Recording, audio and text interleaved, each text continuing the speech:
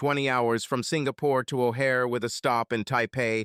I fly business class, which was only slightly better than economy class, and on my birthday, it barely bothered me. Returning to Chicago for what promised to be a tough meeting with the head of our international equity trading department didn't excite me too much either. What worried me most was what was happening at home. We landed a little after 8:30 a.m., and I caught a shuttle to the nearby Sheraton in Chicago. I had booked the room the night before, so it was available right away. I dropped my bags, took a shower, and went to the gym. I lifted weights for 30 minutes and ran on the treadmill for another 30, then took a second shower.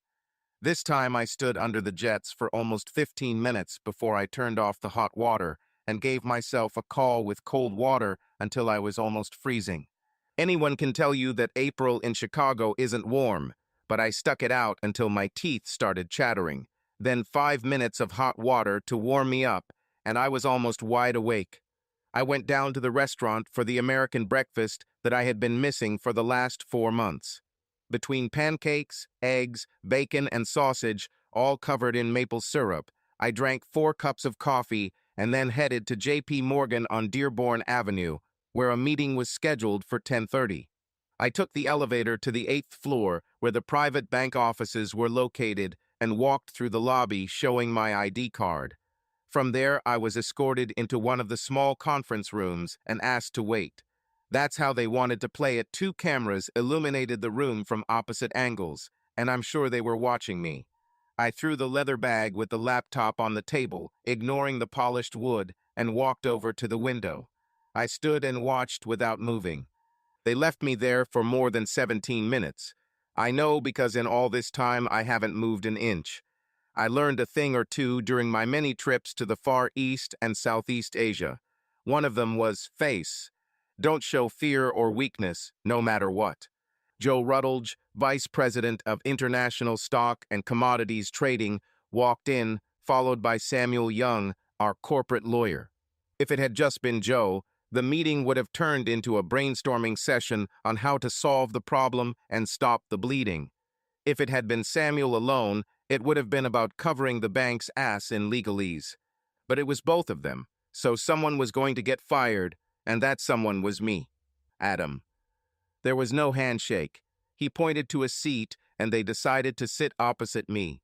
The battle lines were drawn. What the hell happened in Singapore? It wasn't really a question. We sent you there to bring some stability to the young guns, and instead you approved the purchase of $300 million worth of shares in a brand new company listed on the Singapore Stock Exchange, with no record of anything other than, in their opinion, a good idea. Yes. Yes, what? Yes, I did. His face turned from ruddy to purple, and a vein appeared on his forehead. Could you tell me more? Listen, Joe, it's all in my report. Avenue CA was top class. They dotted each one and crossed out all the letters. From top to bottom, the management team consists of experts in the field with nearly 200 years of experience. In addition, the project has a 50-year lifespan, and these figures have been confirmed by Deloitte and KPMG. I sighed.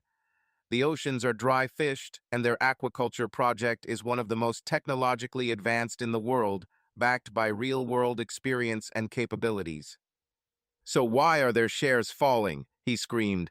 They went public at $17 a share and are now trading at $9.55. He emphasized the numbers by tapping his finger on the table. What did you do? You bought more.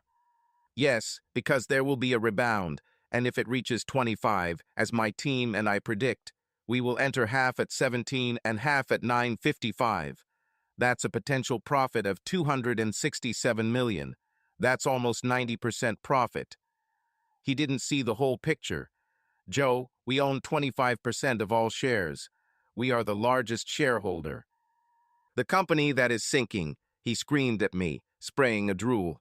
This is because the Chinese and, to a lesser extent, the Thais and Vietnamese are shorting the stock in an attempt to either put the company out of business because it is a direct competitor to their fishing industry and threatens their near-monopoly position in Southeast Asia, or to buy it for priceless and expand its influence in the international fish trade. I hit the table in response to him. We need dignity to get through this. This is a complete failure, he shook his head. It's not the crazy 80s and 90s anymore. We need to trade on confidence and maintain a positive risk profile. It's all in my report. I pointed this out again. Your report is just 50 pages of wishes, he blamed me. However, this is no longer just my decision. The council has approved my proposal, and you are fired. With that over, it was Samuel's turn to give me the details. The offer was as follows: 3 months' salary and almost 30 days of accrued vacation, which effectively gave me almost 5 months' salary. They would also pay me the difference between the issue price and the current price of my stock options. All in all, I walked away with almost $800,000, but with a ruined reputation and no prospects for future employment anywhere other than as a drive-through at McDonald's or KFC. By 2 p.m., I had signed all the required forms, converted my 17-year-old 401k to an ERA, and turned in all my corporate materials, including my laptop, and was then escorted out the door. I stood on the sidewalk with an empty bag over my shoulder and a strange sensation in my head, as if I was about to have a brain aneurysm. I hurried to catch a taxi back to the hotel, with vivid images of dying in the street while strangers looked and pointed. Once I was in the room, I grabbed a miniature bottle of whiskey from the bar, mixed it with 7-Up, and added ice. Sacrifice, I know. I settled back to consider my options. I was 42 years old. Too young to retire, but perhaps too old to start over. After thinking about it, I was left with only one option, and it seemed like a risk, but on the other hand, I decided that if I don't have the courage, then how can I expect it from others, and I went shopping. Within an hour, I was back with a brand new laptop with Windows 11 installed and ready to go. I downloaded the necessary software to track my purchases and sales and got to work. I plugged in the flash drive with all my Singapore transactions, which I carefully left at the hotel, away from my employer, and was ready to take action. I checked our savings account, and it showed $50,000. My investment accounts totaled $250,000, but required 24 hours notice. I did this, then sold some of my blue-chip stock portfolio, and figured that with my salary and stock option payout, I should have over $1,200,000. This money would arrive within the next 2 days, and I would transfer almost all of it to my offshore trading account called Blue Sky International. It was after 9 when I finished. I ordered a burger and beer to my room and took out my phone. It had been off for over 36 hours. This was the longest time. I thought about turning it on, but I was mentally exhausted and unable to handle what awaited me, so I put it back and lay on the bed watching the news instead. I switched channels to find out what the world markets were doing, but there was nothing there that I wanted to know. Whiskey, beer, burger, whiskey, my jet lag finally caught up with me, and I passed out. The next morning, I went down for a very early breakfast as my body clock was still out of tune. I took the coffee and turned on the phone. He exploded with messages. Help, Dad, Mom is hysterical. It was from Dean and Katie. There was more, but the point is, what happened to Jean, from my father. Happy birthday, and why aren't you answering your calls? From Jean's parents. Happy birthday, Dad, from Dean and Katie. Happy birthday and good luck, Adam. From the team from Singapore. Happy birthday, son, from Dad. Happy birthday, little brother, from my sister Georgia. This was followed by more calls from Dean saying that Mom was sad and crying but had calmed down. There were no calls from Jean, no birthday wishes, no explanations as to why everyone thought she was acting strange. It was as if I didn't exist. I caught an 0830 flight to Springfield, took an Uber home, and walked into a real mess. The kids left their games, soda cans, and plates all over the living room. The floors looked like our vacuum cleaner had broken. It was even worse in the kitchen. There was a pile of unwashed dishes in the sink. The dishwasher was full. The trash can is overflowing. I took my laundry down to our laundry room, where there seemed to be a couple weeks' worth of unwashed clothes. I sorted the whites and light from dark and started washing. When I returned, I started cleaning, from the living room to the kitchen. In the living room, there were 2 empty bottles of wine and stemmed glasses. Both had traces of different lipsticks on them. Our bedroom looked like it hadn't been changed in a long time. I pulled on clean sheets, changed the pillowcases, and ventilated the room. The children's rooms were surprisingly cleaner. Messy, but cleaner. Since I was in cleaning mode, I lifted, put away, and did the rest. I vacuumed the floors and emptied the trash cans. It took almost 3 hours before I got over it and started to feel like I had the situation under control. Then I went to my office to turn on my laptop. The first thing I did was check out the Southeast Asian Aquaculture stock CA. They dropped to $9.37. That was down nearly 2 points for the day. We will soon see what my worth is when my money arrives and I can enter the market. I called Dad. My mother died 5 years ago from breast cancer. We discussed Jean. He said she had seemed sad and depressed for the past 2 weeks. He said she looked broken, but for no apparent reason. Weird. I checked our bank transactions, and there was nothing out of the ordinary. Even stranger. I checked the messages on our home phone, but there was nothing unusual there either. I spent some time drying and folding clothes, and then decided to see what was for dinner. The short answer is not much. I went to the garage and connected the battery to my Audi A6. I pressed the start button, and it started for the first time. I drove to the local supermarket and loaded up my basket with staples and returned with ingredients for Thai green curry and jasmine rice. I cooked the rice in water and coconut milk with a piece of ginger to add flavor. I stir-fried chicken strips with baby zucchini, baby Asian eggplant, crushed lemongrass, fresh minced garlic, heaps of Asian basil, and fresh coriander leaves with green chilies. I added 1.5 cans of coconut milk and 2 tablespoons of green curry paste and the zest and juice of 2 limes, a tablespoon of fish sauce, and finally a teaspoon of sugar to balance the acidity and let it simmer. I chopped 4 spring onions, fresh coriander, and basil leaves for garnish on top after serving on plates. He set the table and poured himself a beer. I was halfway there when Jean's car pulled up and the kids burst in screaming, "Daddy's back," when they saw my car in the driveway. I hugged them both at the same time and kissed them again and again.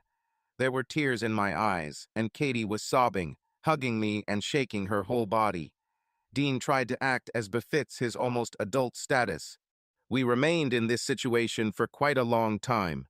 When I raised my head, I saw Jean looking at us. On me. She looked strange, almost dreamy, and a couple of tears rolled down her cheeks. She waited until I stood up with our children still holding me, and then came over, kissing me softly on the lips. "Welcome home, Adam." There was not much enthusiasm in her words, and her demeanor and body movements conveyed a certain sadness or discomfort. Her gaze did not stay on me for long. "This smells delicious." She inhaled. "What is this?" "This is Thai green curry," I exclaimed. Dean and Katie looked at me blankly. "I don't know what it is, Dad, but it sure smells good." Dean smiled and hugged me again, nodding his approval and receiving more kisses from Katie, who had her arms around my neck, hanging in my arms. "You two, go wash up and get ready for dinner," Jean ordered. "Hurry, you'll have plenty of time with Dad after dinner." She came over and gently hugged me and kissed me on the cheek. "You look exhausted, Adam." She examined me. "How did you come back so soon? I thought you'd be there for another 8 weeks." "It turns out my bosses didn't like some of my initiatives," I admitted. She turned pale. Then her mouth opened and closed like a fish's.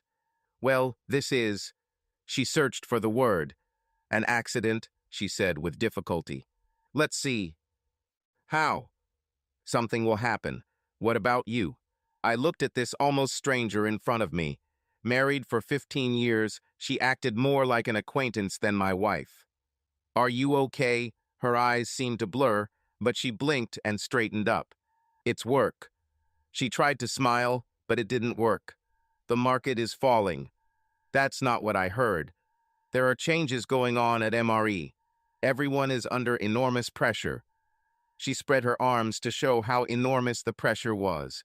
Just then, the children came up, washed, and rushed towards me again. "We'll talk later," she turned towards the kitchen. We gathered for dinner. I arranged and decorated each plate and poured cool California white wine for myself and Jean.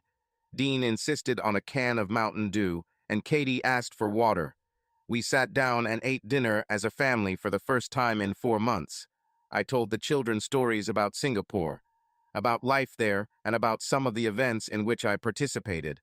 They were almost exclusively part of corporate events: dragon boat racing, indoor golf, ninja tag, warbow. It was fun. The plates were empty. Dean and Katie disappeared together and returned smiling with a wrapped gift. "Happy birthday, Dad." Jean's hands flew to her mouth. I kissed the children at the sound of "Oh my God" from Jean. "I'm so sorry, Adam. I completely forgot." I was about to lose my temper and remind her that I got her gold and diamond earrings for her birthday, but instead I focused on the kids. I unwrapped the gift. It was the Band of Brothers DVD set. I always said that I would like to have this collection. I kissed them again. Their wide smiles matched my joy in giving and receiving. "I'll buy your gift tomorrow, Adam." Jean was embarrassed and regretful. I waved my hand. "No need," I said generously. "Being at home with my family is the best gift I need." Dean and Katie ran into my arms again, screaming, "Love you, Daddy." We sat at the table talking for another hour or more, but eventually they had to go do their homework and Jean, and I cleaned up the kitchen. "What's wrong with you, Jean? You're not the woman I know." She waved her hand sharply, as if stopping me, then her shoulders dropped. I don't know, Adam. I'm probably depressed. You always travel so much, and it's for weeks. This time was too long." She looked into my eyes. "You don't come here. We barely share a life." Tears flowed down her cheeks. "I feel lost." I hugged her tightly. She resisted for a moment and then gave in and allowed me to hold her. I sought her lips, but she turned her head and pressed her cheek to my chest, wrapping her arms around my waist and sobbing quietly.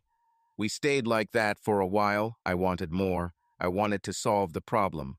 But she didn't let me know that she didn't want anything other than to be hugged. She was right. Over the past 6 years, since I was promoted to manager, I have found myself in the challenging role of problem solver for young and inexperienced teams. We discussed this and agreed that this would be our sacrifice, with the end goal of retiring when I turned 50 and enjoying a carefree life and travel. She carefully pulled herself free and invited me to spend time with the children. I started with Katie, looked at her homework, then did the same with Dean.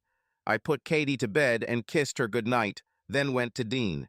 "Mommy's not okay, Dad," he said worriedly.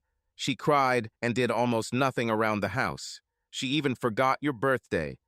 He looked around, making sure they couldn't hear us. "I think she's having a nervous breakdown." There were tears in his eyes. "Please fix this, Dad." I nodded, even though I had no idea what was going on or what to do. As I went downstairs, I heard her talking quietly on the phone. She heard or saw me and turned off the phone. "Who was it with?" I raised an eyebrow. "One of the girls from the office." She quickly ended the conversation. We looked at each other. She did not yield. Whatever was bothering her, she wasn't going to discuss it, but she looked angry. She was angry with me and tried to hide it. I figured it was a much bigger problem, but I could already feel the jet lag setting in, and I still had so much to do. It was 9:30 when I walked into my office and checked the Singapore Stock Exchange. They were 13 hours ahead of us and had already been trading for 2 hours. SIA was trading at $9.90. The price has gone up a little. I went upstairs and waited for Jean to finish in the bathroom. She washed her face, brushed her teeth, and combed her hair, then walked out into the bedroom, wearing an oversized t-shirt, as she often did when she wore anything at all. I washed my face, brushed my teeth, rinsed, and climbed into bed. I reached for her, and she stiffened for a moment and then turned towards me. "Just hold me," she whispered in a quiet voice. I held it for a long time. This was not the woman I knew. Something was fundamentally wrong. I've been away too long. Was the separation too hard? But she never talked about it, not even once. Has she stopped loving me? Fell in love with someone else? Had an affair? Then I had a terrible thought. What if she's sick? What if it's a terrible disease, and she doesn't know how to tell me about it? All these thoughts swirled around in my head with no answers, but eventually the jet lag and all the high emotions of the last 2 days kicked in, and I fell into a restless sleep. I had dreams in which I was chasing a nameless and unknown shadow, never catching it. I woke up at 4:30 in the morning, still feeling tired and dazed. I decided to go for a run and promised myself to buy melatonin tablets from the pharmacy to help regulate my circadian rhythms. I ran for about an hour and returned to find that Jean had left, leaving a short note asking me to feed the children and take them to school. It was still early, so I decided to check my bank account. The money from JP Morgan arrived, so I transferred it to my offshore account. I checked SIA stock, and not only did it give up its previous gains, but it was trading at $8.99. They were not in free fall, but were walking down an escalator. I was torn between fixing my marriage or my financial future. Was it possible to do both? I spent as much time as I could with Dean and Katie, asking them general questions about what they were doing in the months I was gone. The answer was vague, except for some company events with Mom and her boss Anthony Miller. They played mini golf, went to the movies, and to dinner. Katie didn't seem to notice anything special, but Dean must have noticed my expression and was quick to defend. It was always with his daughter, Evelyn, Dad, he defended himself. She always said that Mom was so important to the company, as if we were all one big happy family. Katie nodded in confirmation. Yes, Aunt Evelyn was always with us, she agreed. I smiled at them all and told them I was glad they weren't sitting at home bored while I was gone, but now that I was back and summer was coming, I wanted us to go on vacation and have the best summer ever. They squealed with joy, and I received more hugs and kisses. I drove them to school and made an appointment to meet a couple of friends later in the morning. Then I called George Tallies, my old mentor. He was my manager when I first entered the trading floor and taught me many invisible currents that no computer program or application can teach you. Everything is driven by greed and fear, he told me over and over again. We talked for a while. He still lived in Chicago and was a registered broker running a small company for several old clients. We discussed my accreditation. I was registered with the SEC and a member of FINRA, and also registered with the Illinois State Securities Department and signed an AML anti-money laundering compliance agreement. We agreed that I would send him an electronic copy of the a prospectus and discuss it later that day. I stopped at the HSHS Community Pharmacy, opposite St. John's Hospital. It was convenient on the way to my first meeting of the day. I was walking out with melatonin and some vitamin tablets when I saw Jean and Evelyn Miller leaving St. John's Hospital. They held hands and looked like two women connected by common grief. I watched them quietly as they walked with their heads and shoulders down, devoid of hopes and dreams. They got into a waiting taxi and disappeared into the traffic. What the hell was that? I went through all the possibilities in my head for what could have happened last night, but nothing matched. Was my wife sick and didn't tell me? Was Evelyn sick? They looked depressed and leaned on each other for support, but not sick. None of them looked sick. Is this familiar? They were too emotionally connected to the pain for it to be just an acquaintance. Friend then? No, more than a friend. Lover? Perhaps even more of a lover. But a common lover. Whatever it was, they both shared a deep affection. Say it, my mind insisted. They shared a love for each other? Perhaps, but that's not it. Crap. Now what? So I took the rational and logical route, or at least the best I could under the circumstances, and went to my meetings. I presented the opportunity for SIA shares and did not hold anything back, including my resignation. Julian Knowles, my first interviewee, said he would get back to me later after discussing this with his investment club. My second interviewee was Aaron Goldstein, an old-fashioned retailer with a deep pocket. He immediately liked the idea, and after spending some time on the computer transferring money, He agreed to transfer 10 million to my trading account after completing all the formalities. I was having coffee at Starbucks on Monroe when George called. He liked the project and found a group of interested investors. We agreed on a variable fee structure, so the higher the income, the higher the commission percentage. I called my dad next and discussed the possibility of CA, and he said he would like to invest 100,000 in it. He will transfer the money the next day. I then discussed the whole situation I was in with Jean. He stopped talking, and in my mind, I could see him scratching his head in confusion. My father was slow and methodical in his thinking. He worked as a risk analyst for one of the state's largest insurance companies. When he answered, it was alarming. Her behavior resembles that of a woman mourning someone.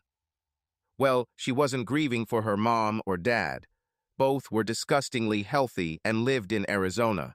Apparently, they liked the warm, dry climate. She had no brothers or sisters, and her several cousins were scattered across the country and were almost strangers. We talked longer as I grilled him about his thoughts, and I ended up having to agree with him.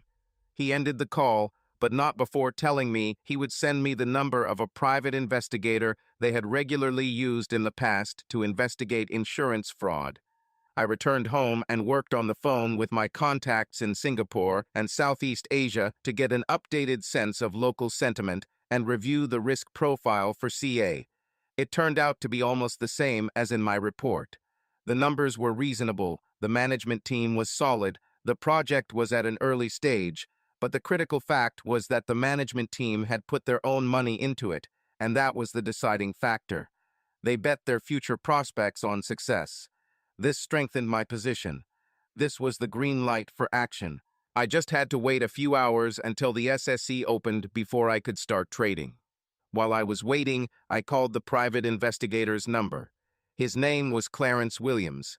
I found his profile on LinkedIn and a small website called Discreet Solutions. There were no photographs of him. When I called, he spoke with a slow Southern accent, and I got the impression that he spoke that way on purpose because his mind was like a steel trap and his questions were sharp and insightful. He asked for an advance of $5,000 and said that since my father had sent him so many cases in the old days, he would start the next day. With everything in place, I paced restlessly back and forth, drinking coffee, waiting for the time to pass. My nervous excitement reached its peak. Dean and Katie came home late from sports practice, and I spent as much time with them as I could, but explained that I had a big deal in the works. Jean has arrived looking tired, but somewhat more purposeful than last night. I picked up Chinese food on the way home, she announced, walking into my office and kissing me on the cheek.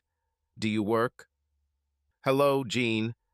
There was no tenderness from her, so there was no affection in return from me either. I'd like us to eat as a family, but I have to work later in the evening, starting around 7.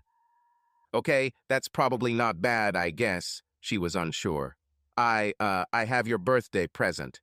She handed me a small package wrapped in gift wrap. The little card said, Happy birthday, Adam. With love, Jean. I sent more personal cards to my cousins. Inside was a bottle of Hugo Boss Eau de Toilette. I thanked her, and she leaned over to give me a dry kiss. I could be her cousin. We had dinner as a family. Dean and Katie shared their day between bites. Jean spoke little. We discussed some of the changes that had occurred during my absence. Dean complained that the old skate park was closed and that there were fewer and fewer things to do for teenagers. Katie then said that she thought it was good that Mr. Miller, Mom's boss, was turning one of the buildings into a shelter for battered youth. I looked at Jean with a raised eyebrow. Yeah, I may have mentioned that, she admitted. Tony wants to create something of a legacy, and this is his way of doing it. She was very stingy with details, and I felt like she was hiding something. I'm surprised. I didn't think Miller did stuff like that. I was really surprised. I always thought he was a typical club member. His wife Lynn started it when she was alive, and he continued it after she died. She informed me somewhat arrogantly, or was it something else I couldn't find out? He often used empty houses he owned for this purpose, but now he wants to turn one of them into a permanent establishment. Why, Why not? She almost snorted at me. It's a great idea, and it's really needed. It's not something the city or state is doing.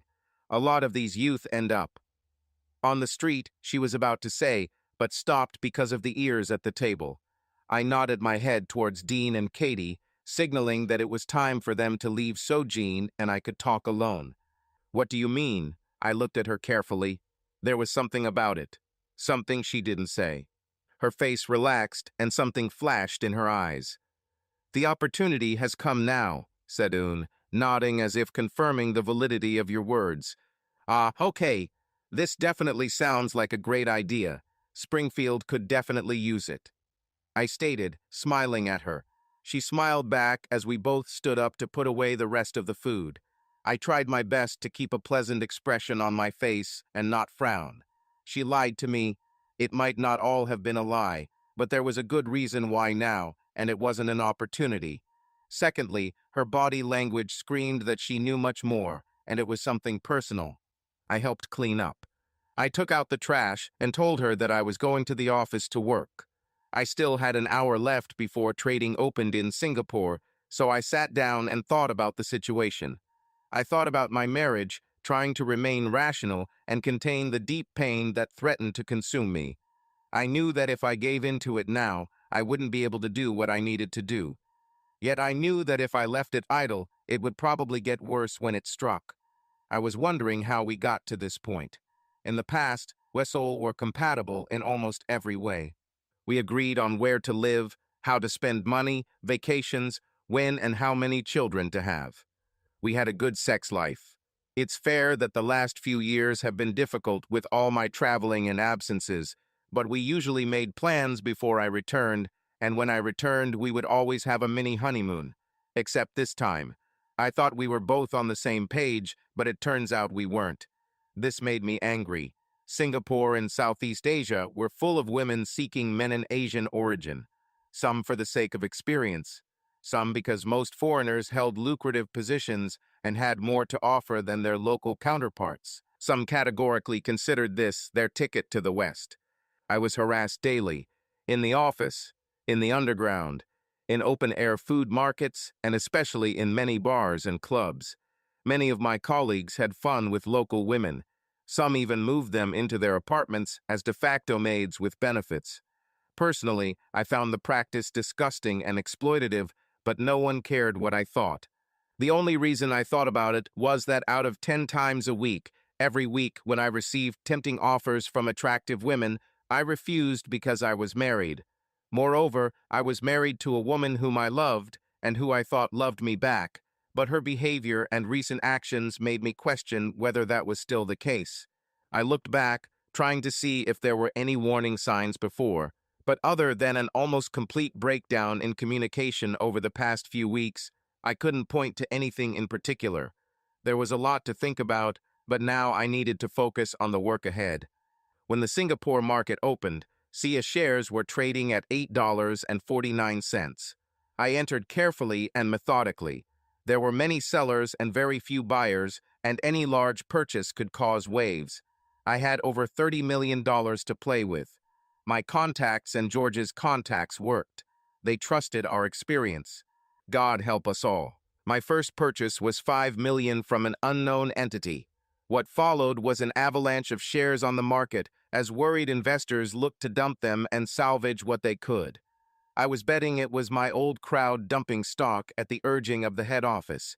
I continued to buy in batches of $5 million, waiting for the price to stabilize, but it continued to fall despite my purchases.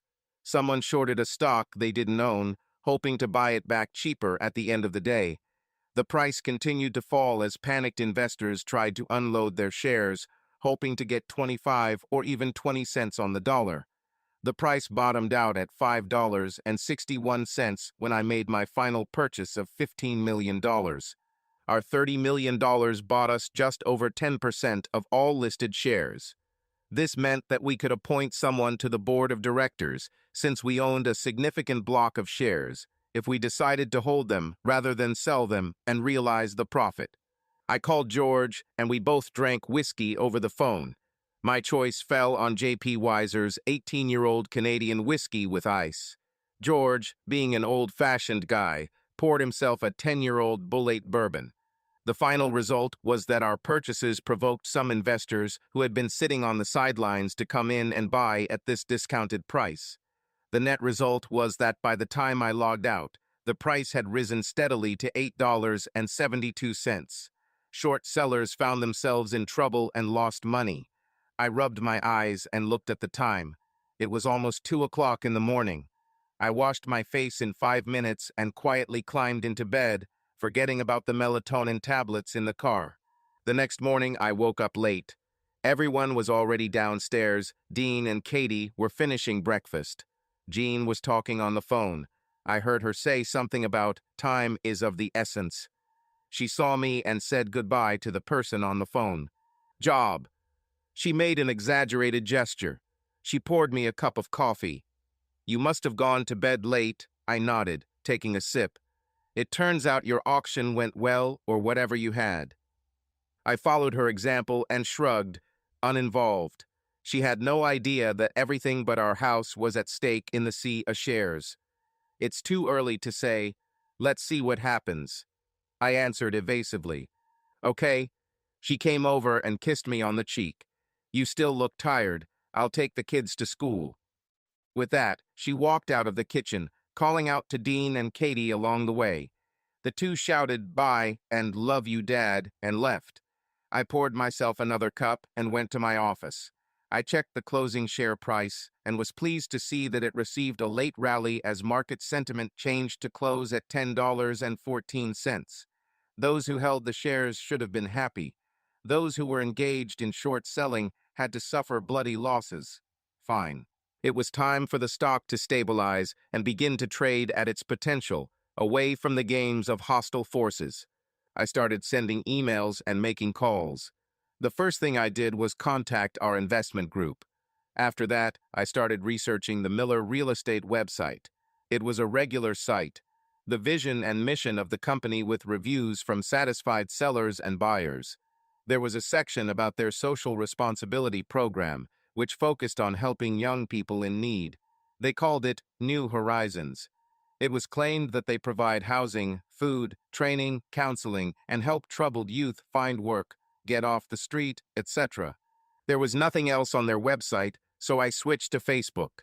I tracked Anthony Miller on Facebook, and there were a lot of pictures of his cars, vacations, and people he knew and hung out with. There was a recent group photo from a corporate event. The entire MRE team was there, Anthony standing in the middle, flanked by his daughter Evelyn on the left and Jean on the right. Two things stood out. He seemed to have lost a lot of weight, and he looked much older, if not gaunt. The second thing I noticed was that Jean was holding his hand and looking at him, not at the photographer. It didn't mean anything because you can interpret a lot from moments like this, like in a Renoir painting, but still. I checked Jean's Facebook pages, and there wasn't much there other than some old pictures and posts about the family, including both of us in what in my mind began to be defined as better times. There was nothing more than some good news about her work, school, and sporting events. It was so faded and ordinary that it was uninteresting. The last photo she posted of us together was more than 2 years ago. Evelyn's Facebook page began to include a significant number of images of Jean over the past few years.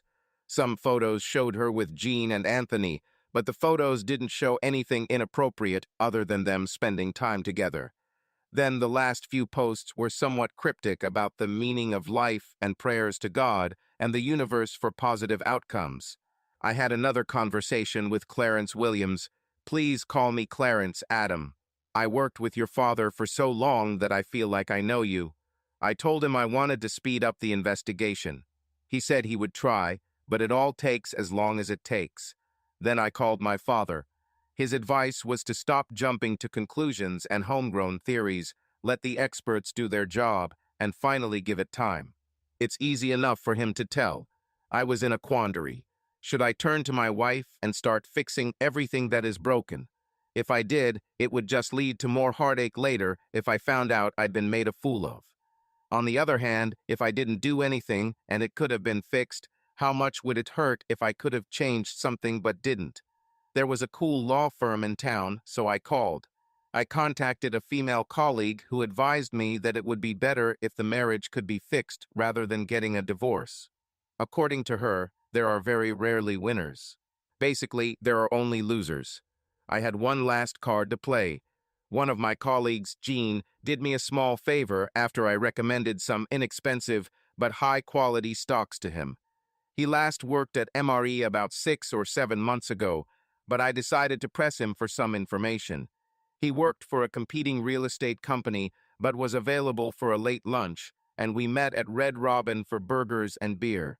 Chad walked in wearing his signature golf shirt, chinos and dockers, and a pair of sunglasses on his head. He couldn't look more like a realtor if he tried. After pleasantries and general chit-chat over our burgers, I got down to business. He laughed as my intentions became clear. "So, are you fishing, Adam?" I nodded. "Why?" "I'm trying to understand a little bit about what MRE is." I have limited my explanation. Some things came up that bothered me. He became serious. Everything changed when Tony lost his wife, Dot, to cancer. He seems to have lost his drive for a long time. Then his daughter became the driving force, and over the next year or so he seemed to find himself again. He stopped and looked at me shrewdly. "He and your wife have become very close." She was sometimes called his office wife. He paused to appreciate the effect it had on me, and I motioned for him to continue as my throat was tight, and I was afraid that if I tried to speak it would sound like a rasping sound. I didn't see anything illegal per se, but you know how cruel office gossip can be. He scratched his head. "One thing I can tell you is that Tony, Evelyn, and your wife spent a lot of time together, but then again, you were gone for so long, right?" I shrugged helplessly. We have discussed this topic without adding more. He was about to leave when he remembered something. "You know, there are rumors that Anthony might have been diagnosed with cancer, right?" We said our goodbyes, but I stayed and called St. John's Hospital. I presumptuously asked which ward Anthony Miller was in. It turns out that he was in a separate room in the oncology department. I paid for lunch and went home. I had a lot to think about. This evening went the same way as the previous 2 nights, except that after we cleaned up, I went outside with a whiskey and a cigar. I sipped and puffed for a while. The area was quiet. Jean came out with a glass of wine in her hand. "Can we talk to Adam?" "Go ahead, keep going." "You visited the MRE website." She blamed me. Apparently this was a little more advanced than I expected. I suppose if they captured visitor data, they could use it to make contact. And I want to know why. "What, why?" "Why were you checking the company website? What do you expect to find? I assume you also checked all the Facebook pages." She looked at me intently, provoking me to say something wrong so that she could start a fight or start a confrontation. I've been married long enough to recognize the signs. What did you expect to find? Exactly what I found. I showed her my impassive face. And what was that? Why are you interrogating me, Jean? I don't want you interrogating. It feels like you're snooping around. Social media pages are hardly private spaces. I laughed at her, and she turned pale. Evelyn said you also visited her Instagram. She was accused. She said, "Yes, She took a deep breath and tried to concentrate. "Why are you acting like this?" "How?" "That's it, right now." "Why do you think, Jean?" I looked at her stone face and blew cigar smoke in her direction, knowing how much she hated it. She waved her hand to clear the smoke and spilled wine on her blouse. "Please stop this, Adam." She started crying. Normally, I would have picked her up, but not this time. "Why are you crying, Jean?" I looked at her without emotion. "You're making me sad with your behavior, Adam." She howled louder to prove her point, but I simply blew out more cigar smoke, creating a small cloud. "Who are you?" I asked her. She tried to formulate an answer, but was speechless for a moment. She had finally found her voice. "I am your wife, Adam Carter. This is who I am." She looked at me intently. "I'm not entirely sure." I walked away when she gasped and ran inside. I finished my drink, put out the cigar, and went into the office to work. Sia has been strong and has risen to $11.92, a trend that looks set to continue. George and I got a call, and we both agreed that this was a trend, not a fluke. I stayed online and continued to monitor market activity. With the exception of blue-chip stocks, which showed a weak uptrend, the rest of the market was volatile, but within expected levels. Sia was the only stock to show significant gains, but it was still a long way from its listing price. It looks like we have seen some profit taking from those who bought low. I messaged one of my JP Morgan team members, and he admitted that they had managed to sell about half the shares at about 50 cents on the dollar, but my old boss Joe Rutledge had instructed them to hold the rest and wait as the trend looked positive, and maybe they could break even eventually. We both giggled for a while. He said that by the end JP Morgan might want to hire me again. That night, I took a spare duvet and slept on the fold-out couch bed in my office. The next morning, I checked the SGX closing prices again and was pleasantly surprised to see that Sia closed at $13 and a few cents. The trend continued as predicted, and our investors doubled their money. Now, if we could get the $25 we had planned, we would have made more than 300% profit. I made breakfast and called the kids over to eat while I drank coffee. I completely ignored Jean all morning and then took the kids to school. After leaving them, I headed to the gym and went to IHOP for brunch. I made calls and eventually went home and had a 2-hour Teams meeting with George. We talked about creating a consolidated brokerage company with offices in Springfield and Chicago. We discussed this and agreed that he would start working on the structure and shareholding of the new business, and I would develop a plan to enter the market. I was busy drafting the document until late in the evening when I heard about Jean's arrival. She was alone. I took Katie and Dean to the Beckers for the night. She informed me, "We need to talk." She invited me to go into the living room. She poured me bourbon with ice and a glass of wine for herself. I sat down and waited for her to start. Usually the one who speaks first loses, so I sat in silence, drinking my drinks, until she got agitated and left. "I don't know what you think I did while you were away, Adam. I haven't thought of anything yet." "Well, you are being very disrespectful and rude to me." The woman was right about this. "Do you feel that way?" I raised an eyebrow. "Contempt," she started to nod, but then realized her hypocrisy and started working on the plumbing. "I'm sorry, Adam. You're not at home. We're like two strangers." She snorted with some satisfaction at her brief description. "So, after 17 years, we became strangers because I was gone for 4 months. All the Skype conversations, all the messages, all the phone calls didn't mean anything. I was under a lot of pressure, and you weren't there." She wiped tears from her eyes. "But you're my husband, and I'm your wife, and that's all that matters." She glared at me, provoking me to contradict her. She stood up and apologized. I sat and sipped bourbon, wondering if the woman was crazy. I heard her phone ringing and heard her speak without understanding her words. Soon all I could hear was the sound of the bath running. It took some time before she came down. She was wearing a soft gray knit dress that ended with a palm above her knees, black pumps, and a single strand of pearls that I bought her in the Far East several years ago. I have to admit that for a 35-year-old mother of 2, she looked amazing. In fact, she looked more attractive than most 30-year-old girls. "Go to the shower and get dressed," she urged me. "I'll make a reservation at the Chesapeake Seafood Restaurant." I finished and was ready at 15. I got dressed with the impression that she was talking to someone on the phone again. I ignored my desire to tell her all this and instead bit my tongue. We took an Uber to the place where she started with Jean and tonic in the living room. Since Jean had discovered Jean, I deliberately one-upped her by ordering a sling with Singaporean Jean. Later, when we were sitting in the dining room, she ordered mussel stew, and I ordered half a dozen oysters on the shell to start. We drank Chardonnay and talked about children. She didn't seem too worried about me losing my job. "You are one of the smartest people I know, Adam. I believe you will find a job quickly." She smiled at me. Apparently, she had no idea that I was now a corporate pariah. Anyway, our savings will help us survive until you figure it out."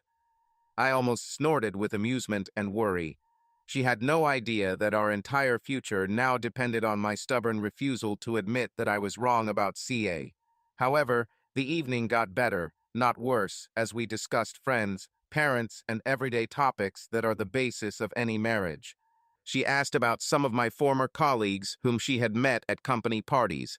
I avoided any conversation with the MRE until I received some information. Then it was time for the main course. I had the captain's platter, and she had the lobster. She gave me wine, and I drank it, wondering if she was going to get me drunk, because if that was the case, she would have succeeded. The evening passed easily, and we became closer to each other. I have to say that if she was having an affair or cheating on someone, she was great at showing me how much she missed me. She looked into my eyes and was 100% attentive. We finished dinner, but instead of going home, she suggested Jean Mill try some of the artisanal jeans on offer. We taxied in and squeezed into a very crowded cocktail bar. We managed to get the bartender's attention and ordered a Negroni. We sipped bitter cocktails, huddled close to each other, and Jean's arm wrapped around my waist. She kissed me. "I don't wear panties," she whispered. I paid our bill, dropping the cash off to Alessandro, our bartender, and off we went, with Jean getting me out as fast as she could. It was early enough to find plenty of taxis, so we got into the first one and headed home. At home, we had sex. I woke up to the smell of coffee and bacon. I put on my sweatpants and went downstairs. She was cooking bacon and eggs and English muffins in the toaster, apple juice on the table, and coffee leaking. She saw me and came over to kiss me. "What happened last night?" she asked, smiling. "Well, this is what happens when I haven't had sex for 4 months. I kissed her back. "I should ration you more often." She reached out and kissed me again, and I love it. "Please," I laughed as I poured the coffee. We had breakfast together, and she told me what needed to be done around the house and backyard. After that, she got dressed and went to get Dean and Katie. I was in the backyard getting ready to start cleaning up after the winter when I noticed my phone was ringing. I sang along to the radio when I answered. It was Clarence Williams. "You can speak?" he asked, and my life turned to crap. We agreed on a quick meeting at a coffee shop in the city center. I left the work unfinished, cleaned up, and moved on. He waited and, recognizing me, waved his hand. It was nothing like what I expected from the TV shows and movies. He was a small, unremarkable man. He could not have been more than 5'7" or 8 inches tall. Thin, gray, and balding. He wasn't very dark, and he wasn't one of those almost light-skinned black men. He was wearing dark trousers, a shirt, and an old sports jacket. Even his shoes looked like they came from Walmart. In general, he was a nobody. I bet he drove a Toyota. However, his best cell phone belied his outward image, and I smiled inwardly. The man clearly cultivated this image of a homely nobody. We shook hands, and his strong grip further confirmed my impression of who he was, not the person he represented. He got to this point with little preamble. "Let's not beat around the bush, Mr. Dennis Carter. We did not catch your wife at the hotel, having any secret meetings or having sex." He raised his hand to stop me from interfering, but we had ample corroborated testimony that she had been having an affair with her boss, Anthony Miller, for at least 2 years. It seems like it's no secret in the office. Of course, his daughter Evelyn knows and not only condones it, but goes out of her way to encourage it. They used to meet regularly during the week, and it seemed like when you weren't home, she would often let the kids stay with friends while she moved to his house for the weekend. He was cruel and unforgiving, trying to get it all out before I exploded or whatever I was going to do. His voice began to lose volume, and my pulse quickened and drummed in my ears. My hands were clutching the table as if I was having a heart attack. It's one thing to think that your wife is cheating with another man, but it's quite another thing to have a stranger confirm it. I wanted to break something. Every fiber of my being was screaming for me to find Jean and punch her stupid face until my arm hurt. But I couldn't do it because no matter how much a woman rips your guts out or even punches you, Society doesn't approve of physical retribution. Clarence was still talking, but I couldn't hear much. I was still burning inside and trying my best to pull myself together. In addition, Miller has been diagnosed with very aggressive pancreatic cancer and has only months to live. What? I tried to process. What was that? I said that Miller had been diagnosed with metastatic pancreatic cancer. He is currently undergoing therapy for a second time, but it does not seem to be working. It confirmed what Chad had said and what I had discovered, but what I didn't know was that it was both deadly and inevitable. I finally understood Jean's behavior, her state of mind. Everything screamed that she was in pain because she was mourning the person she loved. She tried to come to terms with his inevitable death. I told Clarence about Jean's behavior and how I thought it was all connected, not because he was my friend, not because he was my confidant, but because he was here in front of me and I just needed someone to talk to. My initial suspicions about Clarence's hidden depths were confirmed by his following words. Many cheaters try to minimize their actions by saying it was only sex, or that it didn't mean anything, but that's bullshit, Mr. Busy says Carter. He took a sip of almost cold coffee and grimaced. Then he looked at me again. Cheaters don't just have sex. They invest in each other and the relationship. He frowned, as if searching for words in his memory. Women need to feel love in order to have sex. No one gets into a long-term relationship because of sex. It may start out that way, but after a short time, the feelings appear. Love, and this is usually justified by the fact that a person can love more than one person. He looked up, assessing the impact of his words on me. Cheaters don't spend all their time having sex, Mr. Thomas Carter. They go to restaurants and movies. They go out and share moments. They discuss movies, books, politics, and ideas. They develop their own language, just like spouses. They share theirs, hopes and dreams, and inevitably lament that their secret relationship is not their main one. He nodded his head, as if agreeing with himself. They typically find faults in their spouse to assuage their conscience and justify their infidelity, and then discuss their spouse's real, imagined, or perceived faults with the other in an attempt to justify their immoral actions. I was shocked and devastated. I understood all of this, but it would have been much less painful to think that they were only meeting for sex. My wife was in a relationship with another man who gave her everything that I gave her, but without the burden of raising children, earning a living, household chores, and everything else. She gave him her best and undivided attention. He gave her good times without the daily routine that pervades a normal marriage, so there was nothing to turn their time into a less exciting and more mundane life that was predominantly shared between husband and wife. We talked some more and then agreed to stop investigating for a while until I decided what steps to take next. He left, and I sat and thought about what my life looks like now. One thing was for sure, my marriage was over. The thought of staying together for the sake of the children was impossible for me. Although the idea of being separated from my children was abhorrent to me, the reality is that 60% of children in the United States live in separated or divorced families. It looks like my situation will be no exception. I took a sip of my quickly cooling coffee. The pain coursing through every cell of my body was real, and at least it would affect both Jean and Miller. I tried to contain my emotions. This irritated, sick, morbid, and somewhat irrational thinking is not going to help me. I recalled my time in the Far East, where I met many old-fashioned company heads. They tend to see business and even life from a multi-generational perspective. They also behaved like the Southern Europeans, believing that when two families come into conflict, there can be no talk of ending until one of the parties is completely destroyed. Easier said than done. I'm not the head of some triad or a godfather in the mafia. I'm just an ordinary person living a fairly ordinary life. I don't have superpowers, and I don't have an all-powerful ally who owes me a huge favor. The only thing that was certain was that I was alone in this.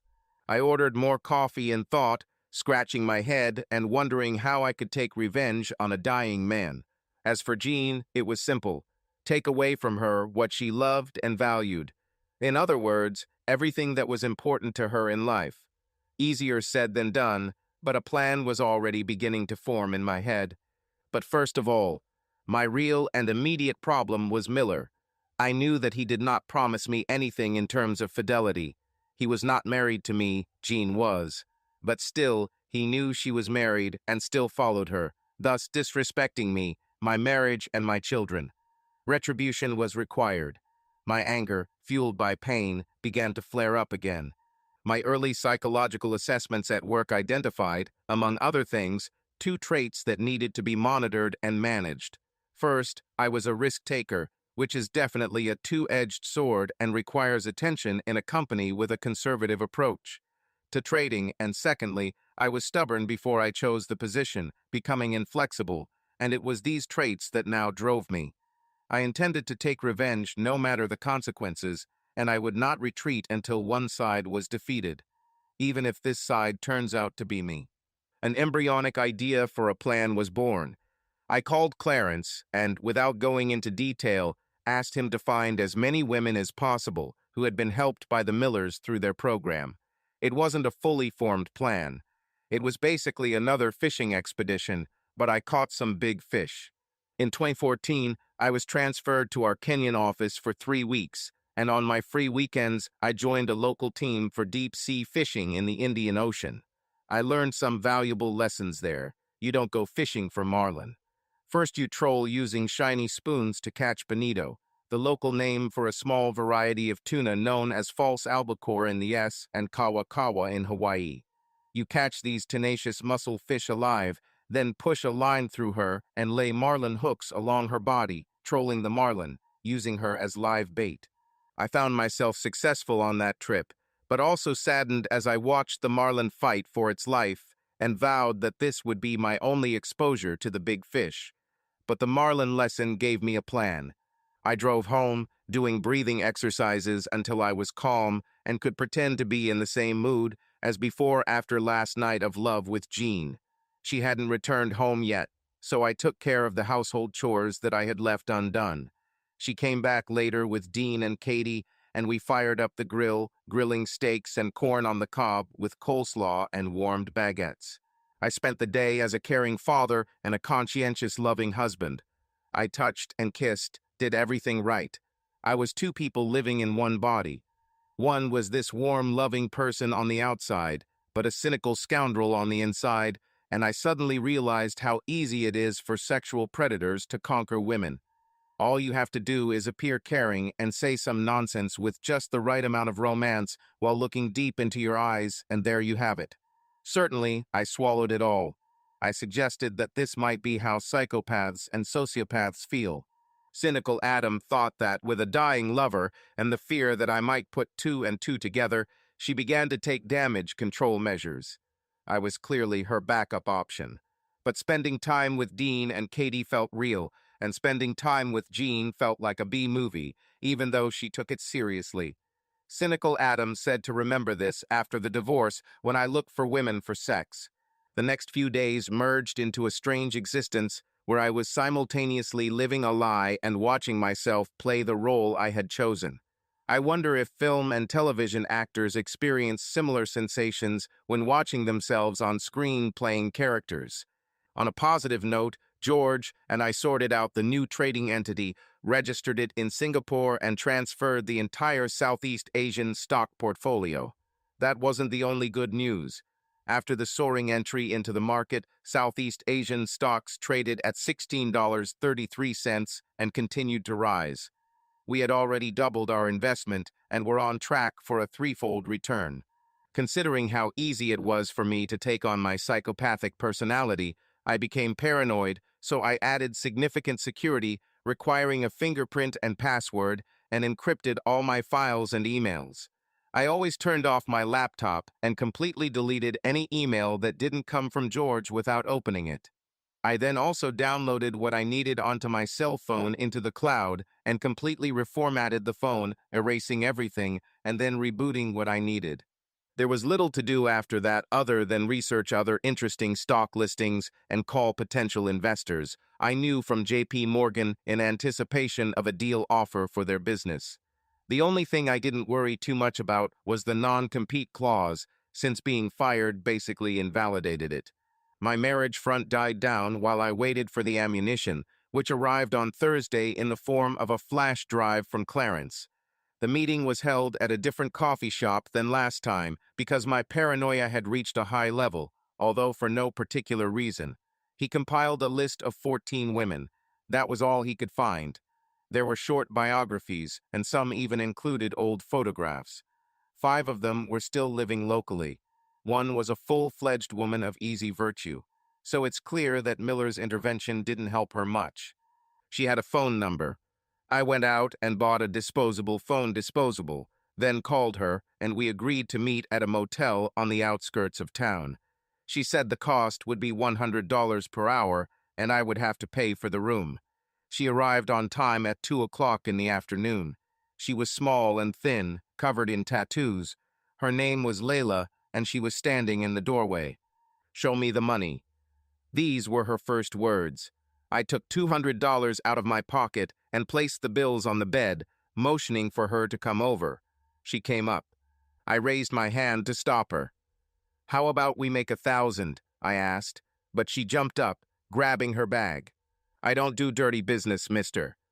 "No dirty deeds," I assured her. "I'll pay for the information." "What kind of?"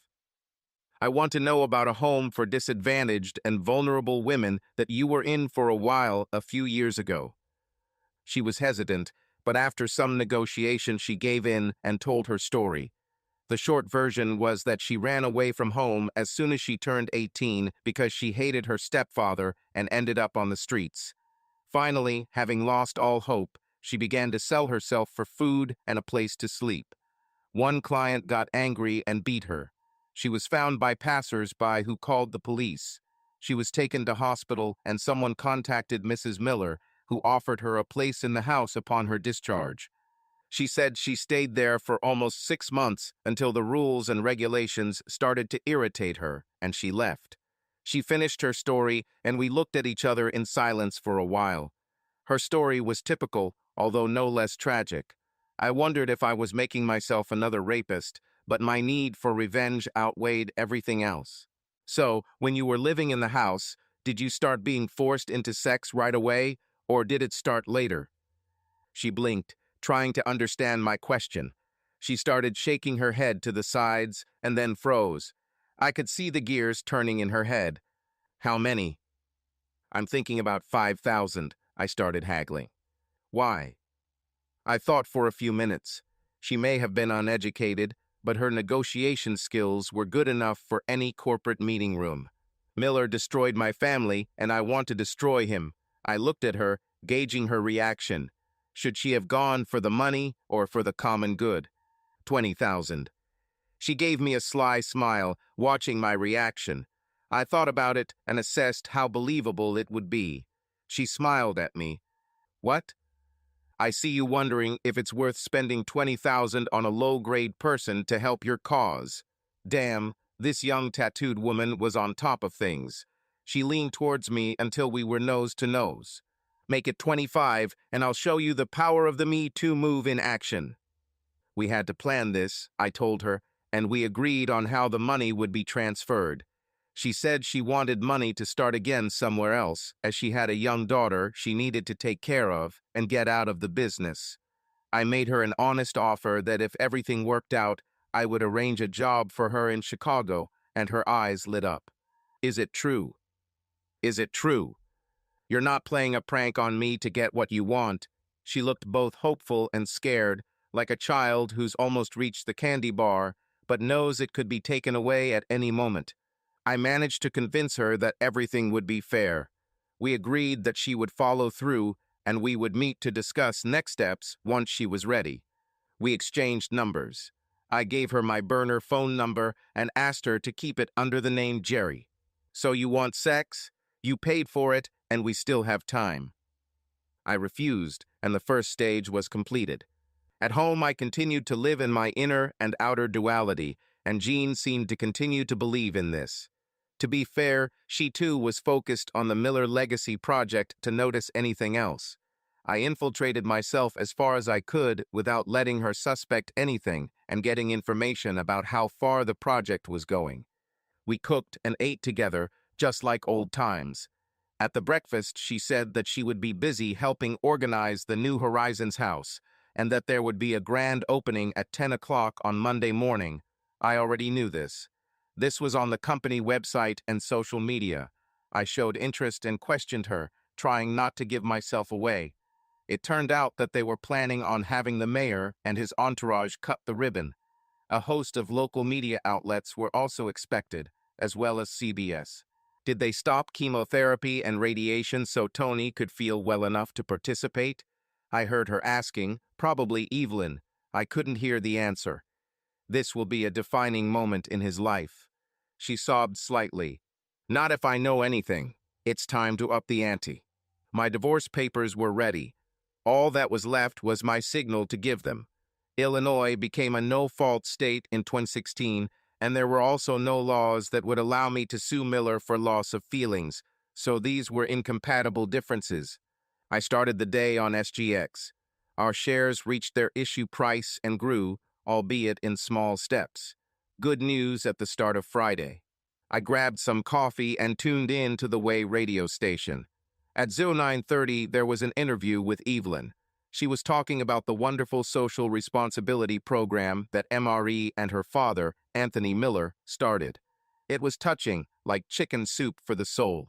She explained how the New Horizons house is simply an ongoing evolution of the program started by her mom and then continued by her dad after her mom died. Now there is an opportunity to turn this into a full-fledged and fully funded project, but it will obviously be more successful with participation and donations from the community.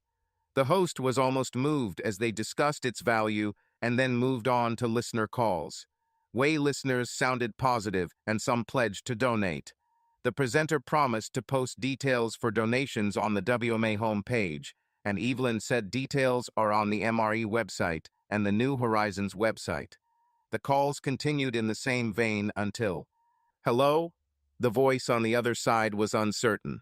She was asked to speak louder, and between her broken voice and soft sobs, she managed to raise her voice. "Please, please don't believe that the house helped anyone," she was able to scream. "All he did was let Mr. Miller have his way with us." She burst into tears.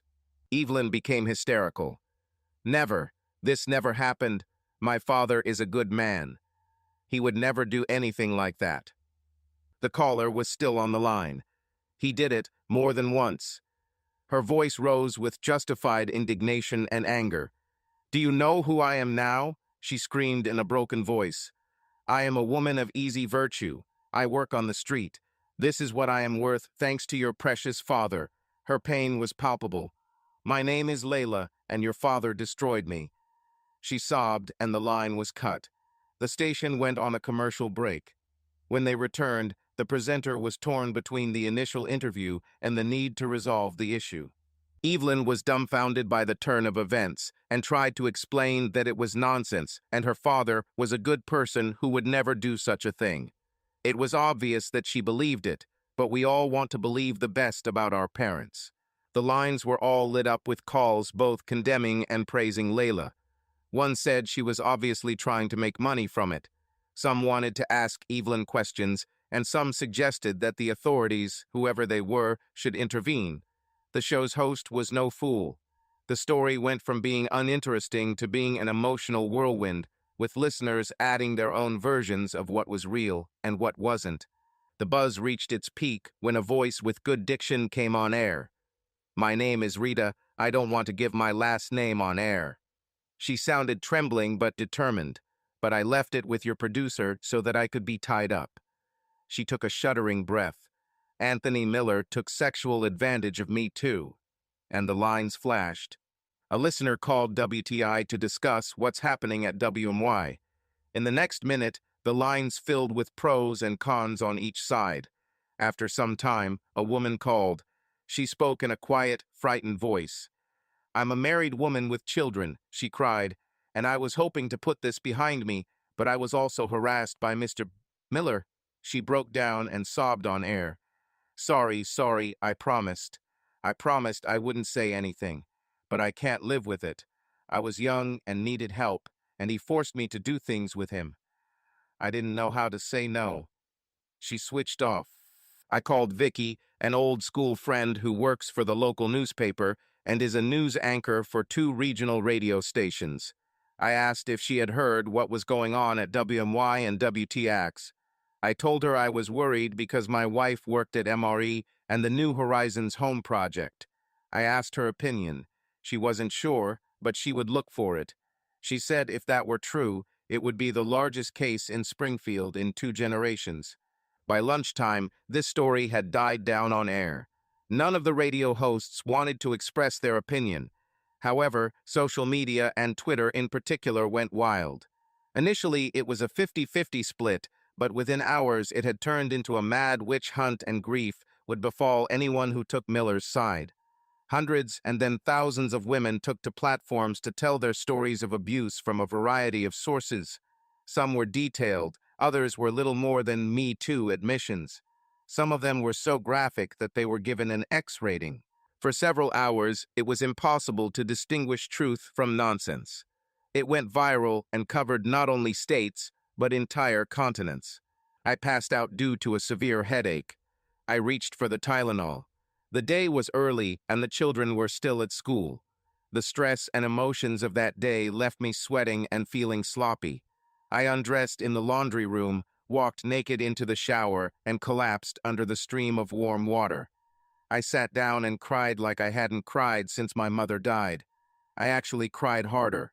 Losing my mother was a blow to the heart, but it was a knife to my soul. I crossed a line that could not be crossed.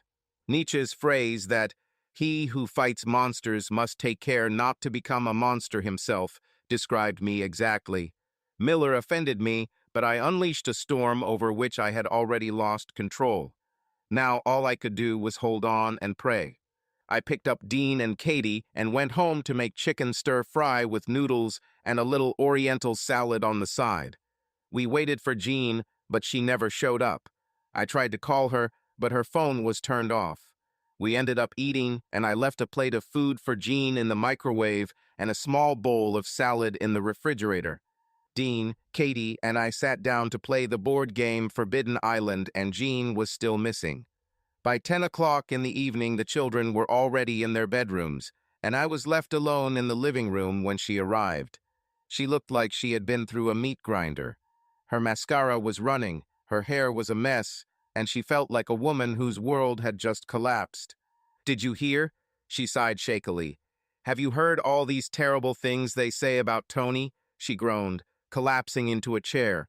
I handed her a large cognac, which she gratefully accepted, drinking half of it in one gulp. "I hear it sounds like your boss is a sexual predator," I said in a calm, emotionless voice. "Where there is smoke, there is fire." "No, Adam, he's a good man. He would never do anything like that. It's time to start the second phase." "Jean," she looked at me from behind her cognac. "You obviously don't know this man that well. It's not like you know me." I tightened the nuts. "You and I have no secrets. We're husband and wife, so you know what I'm capable of, just like I know you." I held her gaze. "You may know Miller as your boss, but who knows what he's really like?" She gasped. You know, has he ever tried to do anything to you?" She turned pale, and I pretended not to notice. No, never. How can you ask such a thing?" She tried to glare at me, but looked rather puzzled. "Because you are a beautiful woman, Jean, and if what they say about him is true, he must be quite immoral." She burst into tears and stared into her glass of cognac, but found no answers there. She finished it and tiredly went upstairs. She said hello and good night to Dean and Katie, and then I heard her turn on the shower. When she came out of the shower, I pretended to be almost asleep. She came downstairs in a robe. I got out of bed and walked over to the railing. She was talking to someone, probably Evelyn from the sound of it. She repeated, "Nightmare." She then asked, "But why? Why did more than one woman say he did this to her?" In the end, she said she didn't think it would be easy. How right she was. She made a second call. "Hi, Tony," I heard. I caught bits of the conversation as she continued to tell him that everything would work out and it was all a big misunderstanding. I tried to listen as she went into the kitchen, but I heard her last words. I love you too. I heard the microwave beep, and she spent some time alone, probably eating. When she went up to the bedroom, I was already asleep.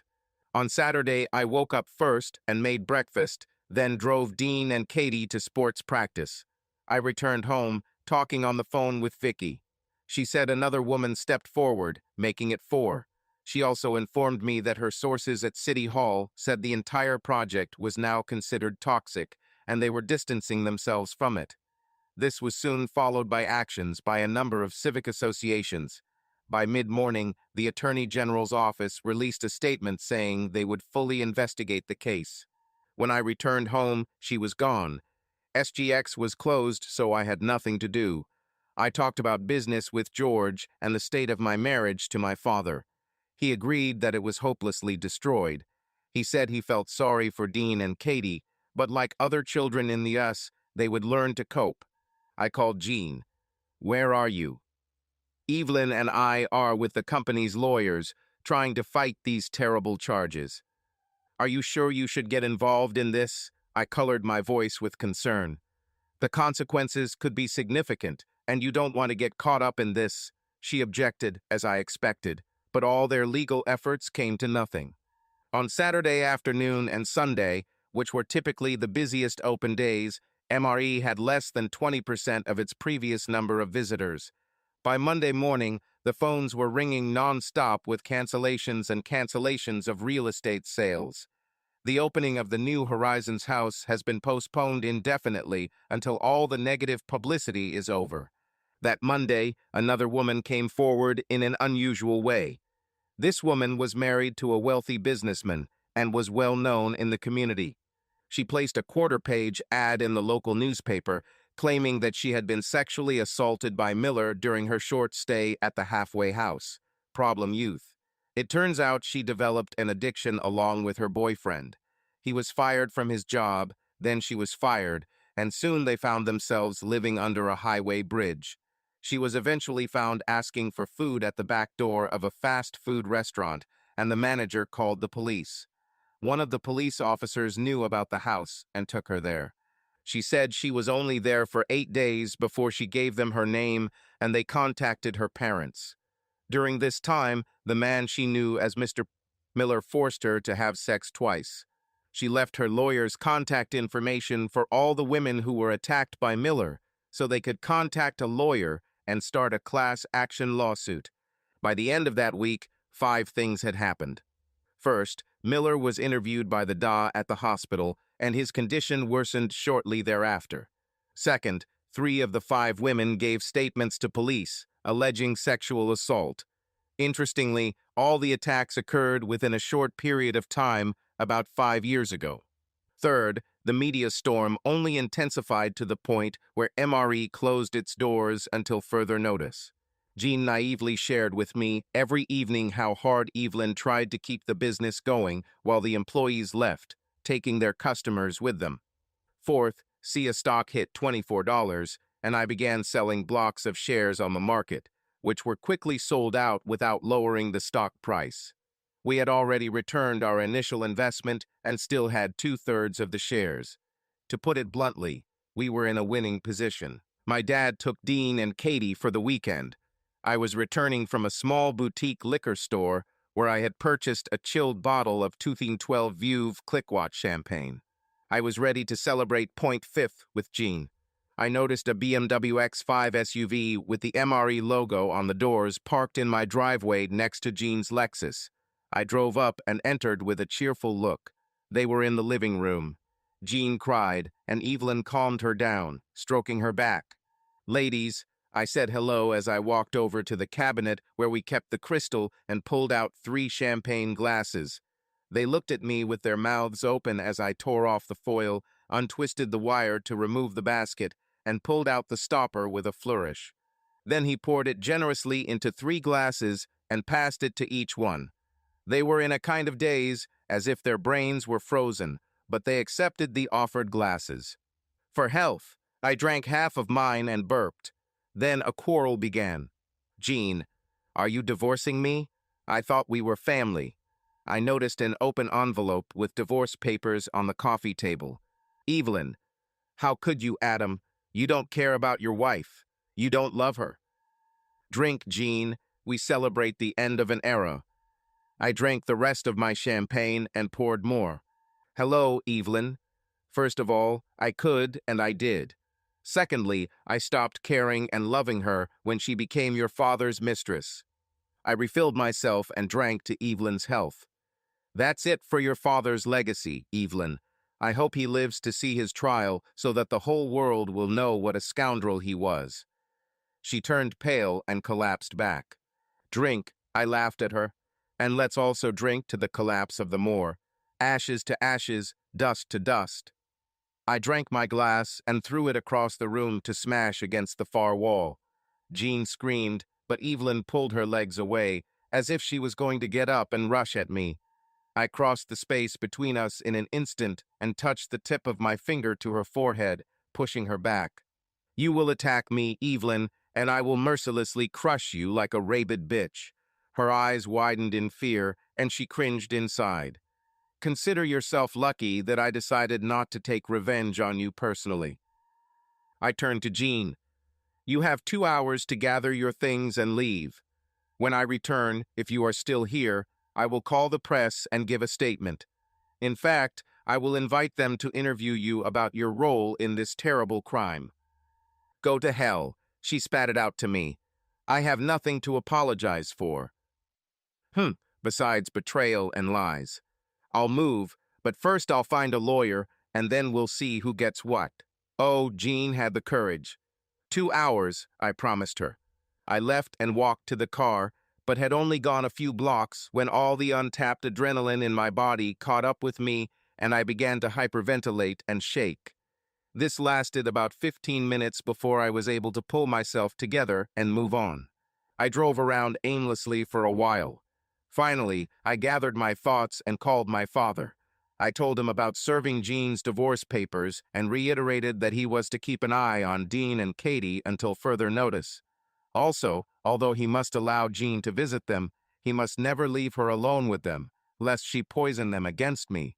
We talked, and I drove until the car beeped that I was on reserve. I found a gas station, filled up, and returned home, surprised at how far from home I was, and it was already after 10 in the evening when I returned. The house resembled a mausoleum, filled with the ghosts of happy times. The silence thundered in my ears, and I could not sleep. 2,500 years ago, Socrates said that an unexamined life is not worth living, and I lay in bed, trying not to analyze myself or look too deeply into my psyche because of the storm I had unleashed for revenge. The only thing I was sure of was that she had gone too far to stop. My fear was that what was happening on social media was one thing, but if it went to court, it could all fall apart or explode. Will I be dragged into this? It seemed that I needed to get Layla out of town to at least remove my direct involvement in the matter. After I decided this, I managed to fall asleep halfway. I woke up the next morning almost as tired as when I went to bed. After my morning rituals, I headed to the city center for breakfast. I called the children. They were fine, but Dean was beginning to suspect that something was wrong at home. I promised to talk to him and Katie soon. I contacted Layla on a burner phone while I was drinking coffee. Did I keep my promise as promised? I admitted that she held back. We talked and confirmed that she was leaving for Chicago the next day. I have already transferred money from my overseas trading account to one of George's overseas accounts.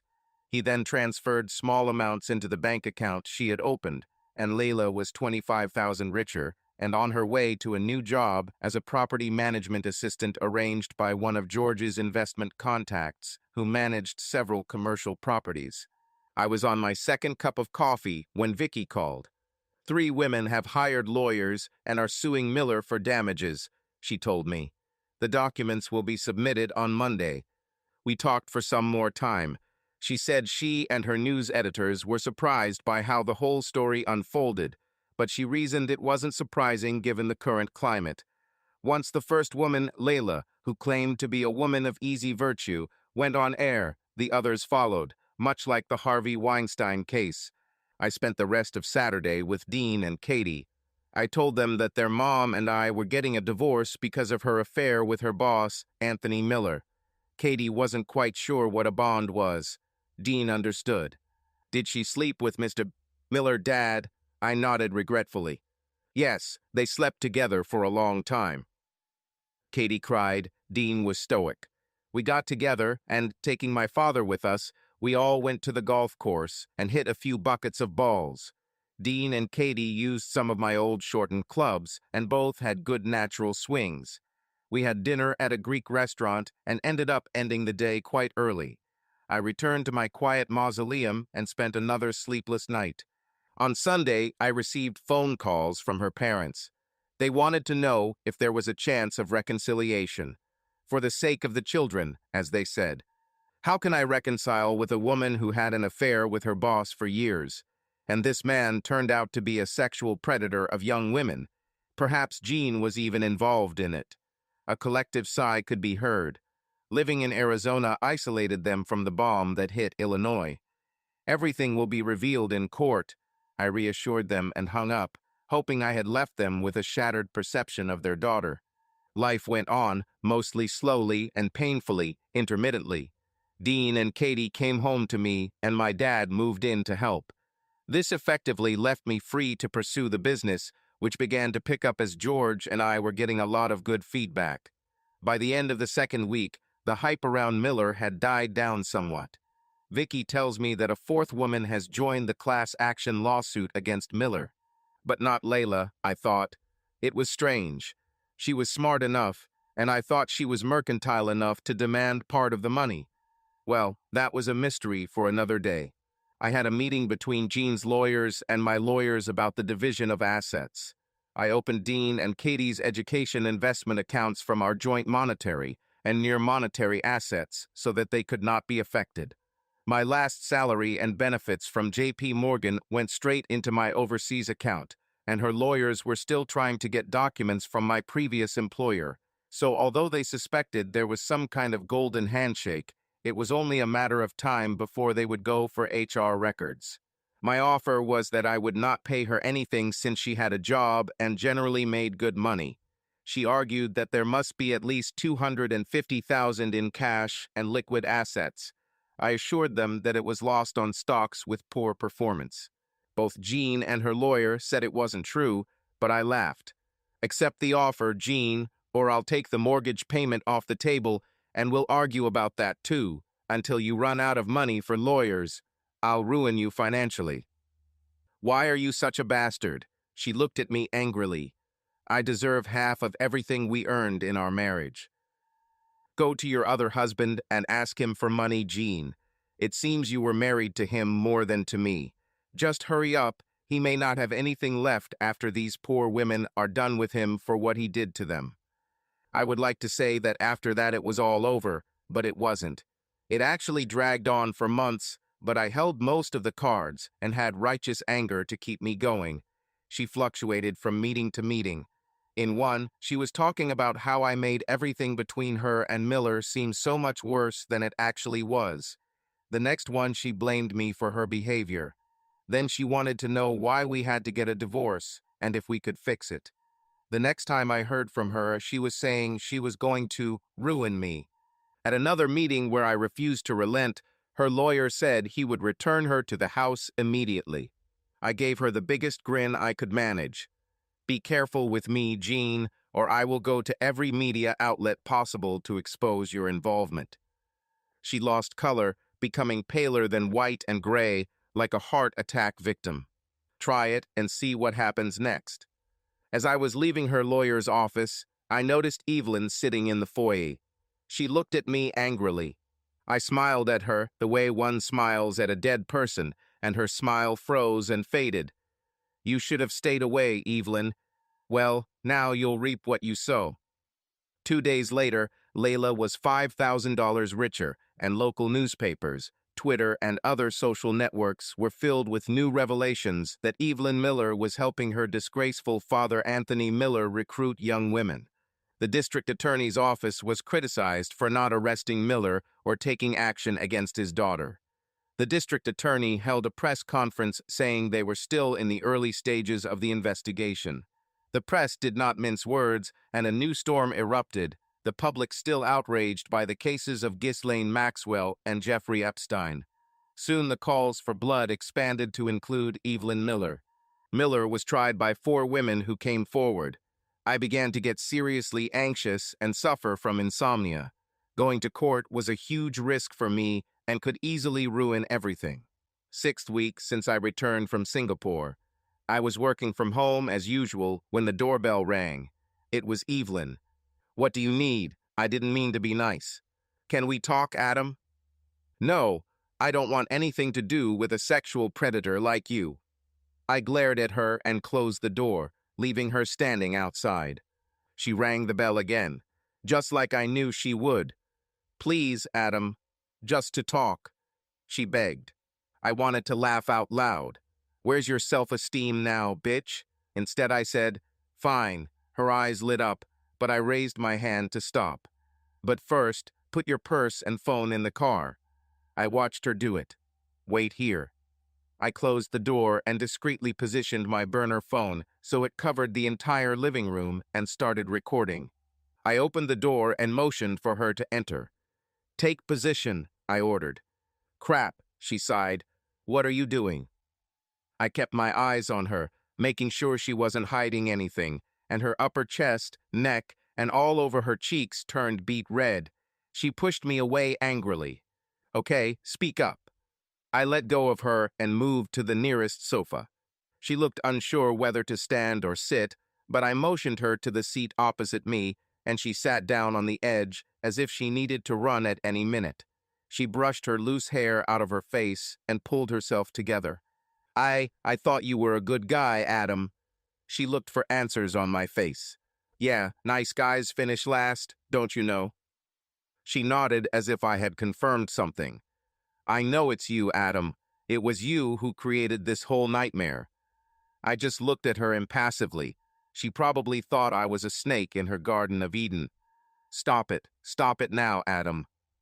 I just sat and looked at her silently, so she changed course.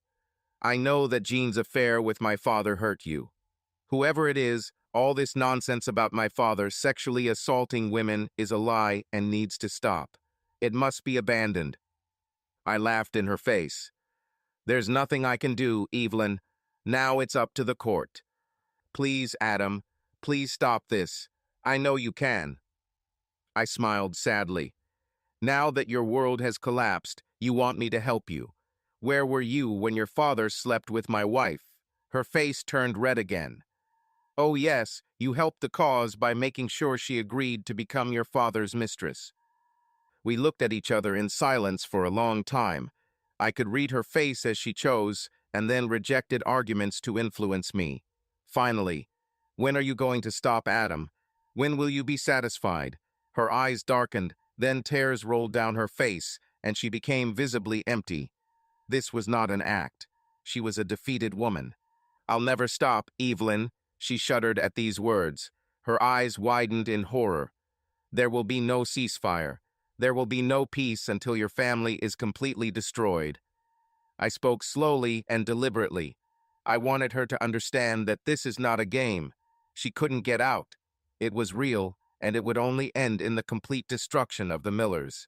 She realized the truth of my words and fell silent, thinking everything over. Then she surprised me by coming back with one last try. "Do you want revenge, Adam? Do you want me? Make me your lover, like?" She twisted her hands and looked at the floor, unable to meet my gaze. She was in her mid-30s, unmarried, and without children. Her Facebook pages indicated that she had recently separated from her last partner, so she was free. I looked at her. She was slim and fit, with nice legs and a big ass that was all the rage thanks to Kim Kardashian. Her breasts were firm and quite large, and they weren't ugly. "Are you suggesting that we go together to your father's hospital room with Jean so that I can sleep with you in front of them, Evelyn?"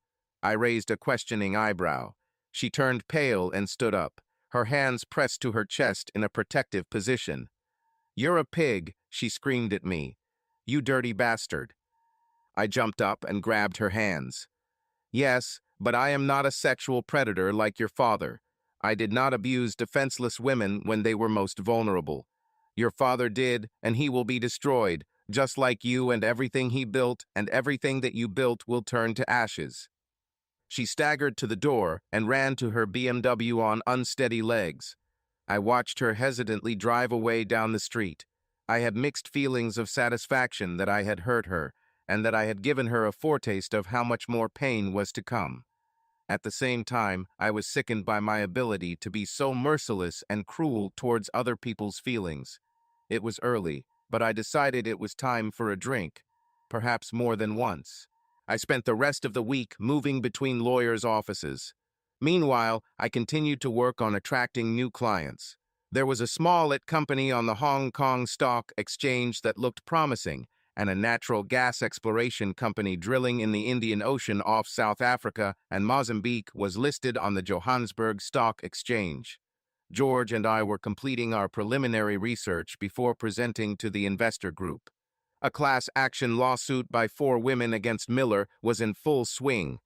The Millers, led by Evelyn and their army of lawyers, tried to soften the situation and reach an out-of-court settlement. The district attorney was hesitant about how to charge a man on his deathbed, so we all waited with bated breath. A particularly juicy detail was what happened in closed-door meetings between prosecutors and the Millers. When Evelyn denied that her father was a sex offender and that the women were lying, one of them leaned forward and said, "Do you want me to describe him in detail?" And everything was said except the screams. I heard that the Millers were ruined almost to the penny. All the properties owned by the company were sold, and the women walked away with payments that exceeded $2 million each. The amount was not disclosed, but it was huge. This was effectively the end of MRE. I needed one more action to complete my revenge, so I went to the hospital and entered Miller's room, looking official and walking like I belonged there, and no one stopped me. I came to make sure he knew who destroyed him, his legacy, and his entire life. "You slept with my wife, and I ruined your life, Miller. You will die knowing that your reputation is ruined, your company is ruined, and the world hates you." I looked at him without regret. Was she worth it? He lived only 2 days. Evelyn cremated him. There were only 5 people at the small event afterwards. One of them was Jean. She wanted to take Dean and Katie with her. I told her I'd rather see her dead. "You would, wouldn't you?" She looked at me with a mixture of fear and hatred, very similar to the one Evelyn had the last time we met. "I had no idea you were so vindictive. You ruined it. It's you, isn't it?" she cried. "And for what? Because he and I had a relationship. You've gone crazy and ruined so many lives." Tears streamed down her face. I laughed roughly. "You planted the seed, Jean. Why don't you just tell me that you wanted someone else? It would hurt me, but it would be honest. We could get a divorce, and that would be the end of it. But you chose to humiliate me, and it was unacceptable." She thought for a moment. "I loved Tony," she admitted quietly. "He gave me what I needed. When he was with me 100%. With you, I always felt like your job came first, and I came second." She reached through her purse and found a pack of tissues and wiped her eyes. "Then when we had Dean and Katie, I wasn't even in second place. It was your job, the kids, and I got what was left." She looked into my eyes. "I needed someone to put me first for once." I could have walked away and left her with her happy memories, but I didn't. I took out my phone. "Listen to this." "Was she worth it?" she heard me say. "No, no woman is worth it." He was out of breath. "You destroyed everything I built my whole life." I laughed roughly. "It's your own fault, Miller. I set you up well." "How? How did you know?" "What? How did you know I was using them for sexual favors?" There was a long pause while I tried to process it, then I started laughing and couldn't stop. There was a crash when I dropped the phone. Then I finally pulled myself together. "I did not know," I started laughing again. "Oh, the wonder of it all. I didn't know, Miller. I thought I was making this up, but now I understand why these 4 women did what they did. All it took was one small crack, and then the dam burst. Go to hell, Carter." He was choking and trying to breathe. These women owed me. He tried to stand up to show that he had not yet lost his bravado. I slept with your wife, and she loved it. She loved me for it, and I loved it, taking her from you. I bet she cost you everything, and now the whole world knows you as a sexual predator. Jean collapsed to the floor and became catatonic. I left. She was no longer my problem. When MRE was selling off assets as quickly as possible to free up cash, I bought the house they were turning into a New Horizons home for next to nothing. Putting all the participants together was not easy, but everything came together as if it was meant to be. Once the deal was concluded and completed, I placed ads in local newspapers and went on the radio to announce that I had purchased the New Horizons home and would be turning it into a full-fledged shelter for abused women. This shelter will be run exclusively by women, with no men involved in its operations or day-to-day operations. I renamed it Carter's Joy House in honor of my mother. My father cried and kissed me. Dean and Katie were impressed. The house was placed in the foundation. My father and I were trustees along with 4 women who sued Miller. They were all more than happy to participate, and each of them added a little of their own newly acquired means to make this dream a reality. Local and regional media called it Project Phoenix and heaped praise on me and the women, although I tried to stay out of the spotlight as much as possible. Besides creating a social responsibility initiative, it also gave me an added advantage in the eyes of the judge when it came to my divorce. As a result, Jean received primary custody rights. I had to pay child support until Dean and Katie were 18, and Jean could stay in the house until she made 50% of the mortgage payment, and she wouldn't have to pay any child support. At one of the meetings, when we were trying to figure out who would get what, she claimed that I had hidden the money. I told her to back off, or I would make her life hell, and surprisingly, she did. She became very careful towards me, and I could see how she chose her words carefully, trying not to upset me. I guess it was what looked like fear. I told her that she would receive a significant inheritance from the sale of the house, and that was it. It took a while, but we eventually got divorced. I bought a 3-room apartment so that the children could stay with me. I saw them almost every weekend since Jean went back to selling houses, and weekends were her busy time, so I was winning. Sometimes I missed them as I started traveling a lot again, especially to the Far East. But overall life was not bad. I laughed at myself. She was bad, but not that bad. 4 years after the divorce, Jean began dating an older man. They lived together for some time and got married a couple of years later. Dean and Katie said he was a good guy. I remained single and did not get into serious relationships, which you could say meant that I still had trust issues. After a long time, and at the insistence of my father, I began to see a trauma therapist and began to feel better about myself and life in general, but there was a long way ahead. Subscribe to our channel so that your second chaff doesn't cheat on you, and go ahead and listen to the next story, because this story is nothing compared to the next one. If you're under 18, don't even think about listening to the next one.